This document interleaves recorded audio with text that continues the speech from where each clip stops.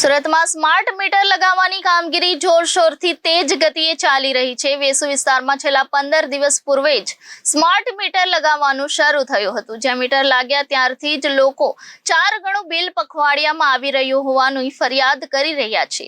સુરતમાં smart meter લગાવવાની કામગીરી જોરશોરથી તેજ ગતિએ ચાલી રહી છે। દક્ષિણ ગુજરાત વીજ કંપનીના સ્માર્ટ મીટરો સંપૂર્ણ રીતે હજી આખા શહેરમાં લાગ્યા નથી અને પાયલટ પ્રોજેક્ટ તરીકે વેસુ વિસ્તારમાંથી શરૂઆત કરવામાં આવતા જ વિવાદ ઊભો થયો છે। વેસુ નિર્મળનગર એસએમસી આવાસ અને સોમેશ્વરા એન્કલેવ સહિતના વિસ્તારોમાં જ્યાં સરેરાશ મહિનાના વીજ બિલ 2000 થી 3000 રૂપિયા આવતા હતા, એ ગ્રાહકોએ 2000 થી 3000 રૂપિયાનું રિચાર્જ કરાવતા માત્ર 15 દિવસમાં જ રિચાર્જની રકમ પૂરી થઈ જતા વેસુના લોકોએ પીપલોદ ડીજીવીસીએલની કચેરીએ હોબાળો મચાવ્યો હતો।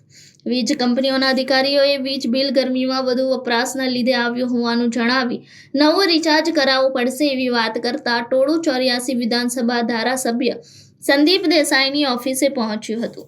દેસાઈએ ફરિયાદ કરવા આવેલ ગ્રાહકોને પાછલા વર્ષના બિલની ઝેરોક્સ કોપી આપી જવા જણાવ્યું હતું, જેથી ડીજીવીસીએલના અધિકારીઓ અને ઉર્જા મંત્રીને ડેટા સાથે રજૂઆત કરી શકાય। વેસુના રહેવાસીઓનું કહેવું છે કે જ્યારે તેઓને ડીજીવીસીએલના અધિકારીઓને ઊંચા બિલ અંગે ફરિયાદ કરી તો તેઓએ તેને ટાળી દીધો હતો। સ્માર્ટ મીટર કેવી રીતે કામ કરે છે અને ગ્રાહકને કોઈ રિબેટ આપવામાં આવે છે કે કેમ તે અંગે દ્રિગા ઊભી થઈ છે। કોમન ગંભીર ફરિયાદ ગ્રાહકોને એ છે કે 2 મહિનામાં 2000 રૂપિયા આવતું વીજળીનું બિલ માત્ર 15 દિવસમાં 4000 રૂપિયા સુધી પહોંચી જઈ રહ્યું છે। રાજેશ કેજરીવાલે જણાવ્યું હતું કે 84ના ધારાસભ્ય સંદીપ દેસાઈને ફરિયાદ કરી છે। તેમણે ઘણા બિલ ભેગા કરીને આવો પછી અધિકારીઓ પાસે જ ડેટા મેચ કરાવશું એવી ખાતરી આપી છે। અમે વેસુ વિસ્તારના 100 અલગ લોકો પાસેથી ગયા વર્ષના માર્ચ એપ્રિલના બિલ એકત્ર કરી રહ્યા છીએ। અમે 1-2 દિવસમાં વિગતો ભેગી કરી તેમને કેલ્ક્યુલેશન સાથે ડેટા આપશો। આજે સ્થિતિ એવી છે કે વેસુ વેલફેર સોસાયટી પણ પારદર્શિતા માંગણી સાથે મેદાનમાં આવી છે।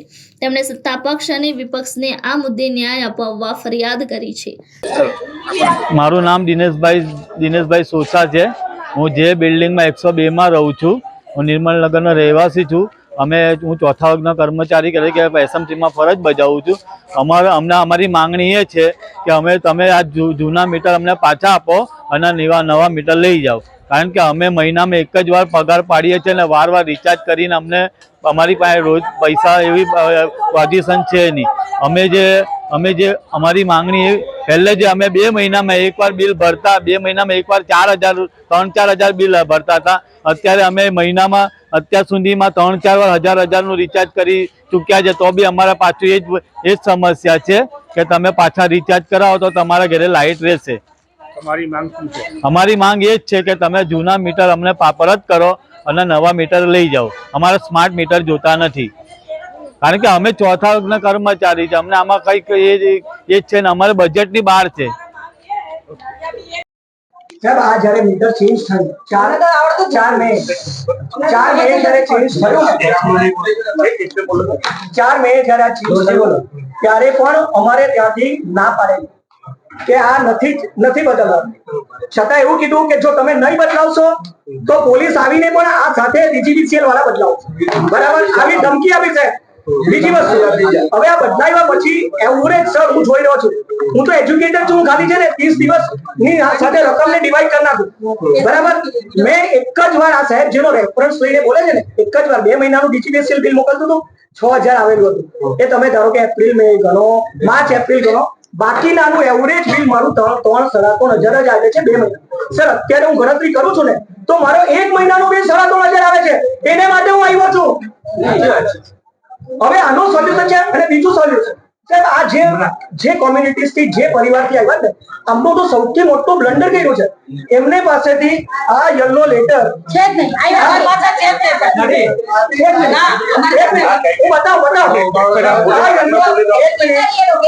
યલો લેટર એવિડન્સ છે કે તમે મીટર બદલી રહ્યા છો અને ગ્રાહક તરીકે આ બધા પાસે કઈ જ નથી। ભાઈ કહે છે કે 4-5 રજૂઆત બધી કરવાની, હું તો શાંતિથી રજૂઆત કરું છું સાહેબ। 4-5 જણા છે ના, એ લોકો સ્ટાફ છે બીજો, તમારે જે કઈ તમારે રજૂઆત તમારે જે કઈ રજૂઆત આમની જે કઈ પ્રશ્નો છે તમારાથી જે કઈ સોલ્યુશન કરે તમારે તમારી વડી કચેરીને જાણ કરવાની એ જાણ કરી દો. બરોબર છે અને જે કઈ તમે એમને સોલ્યુશન આપો બરોબર છે આપી દેજો. સાહેબ, અમને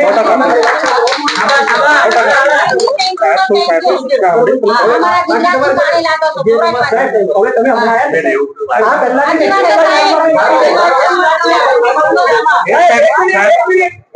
અમે એક જ મિનિટમાં નીકળી ગયા હતા, સાહેબ. એવું કીધું કે સાહેબ આ મીટર છે ને, આ બધા હાથ જોડીને કીધું કે સાહેબ આ મીટર લઈ જાઓ, અમને જૂના આપી જાઓ. એમનો જવાબ શું હતો? આ તો શક્ય જ નથી.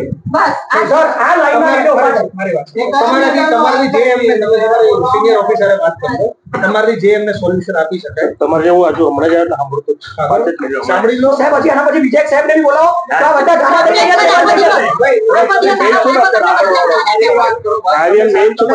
અહીંયા પોલીસ ઉભી છે, તમારી જે કઈ રજૂઆત છે તમે 100% સાહેબ, હવે પોલીસ ઊભી છે ને એટલે મારી વાત નથી. તમે નહીં હતા તો બી સાચી રીતે વાત કરો તમે બરોબર છે. એનાથી જે કઈ તમે એવું એક છે ને તમારી જે કઈ કન્સર્ન છે લિખિત માંથી એમની પાસે રિસીવ કરાવી લો. લિખિતમાં આવશે તેમની પાસે એવી હા, ઓકે, રિસીવ કરશે ને.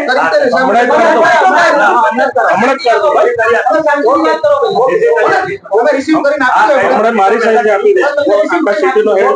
હું મારી સાઈડ તમને જે એ ઉપરની ઓફિસ મોકલી દે અને જે લેટર આવશે બરોબર છે જે રીતે એમની સૂચના હશે એ પ્રમાણે તમને જરૂર પડે તો હું તમારે ત્યાં પણ આપીશ. બસ એ તમને સંતોષ કહેતો છે, બરોબર? એટલે વાત એ પૂરી થઈ ગઈ. તમારા ઘરે આવીશ. આપી દો તમે.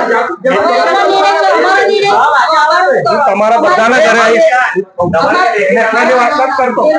Reporter Arvind Rathod, Janadesh news, Surat.